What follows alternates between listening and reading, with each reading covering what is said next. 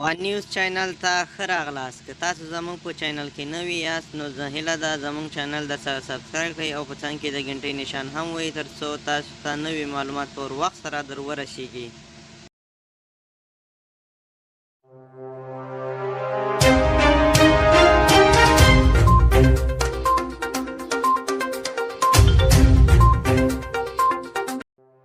د افغانستان سره د نړیوالې ټولنې بشري مرستې.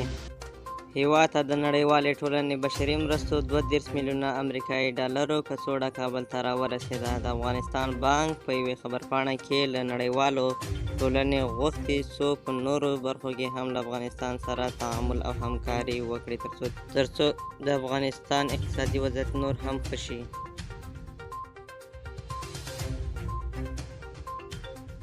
افغان ماشومانو د ژغورنې کمپاین.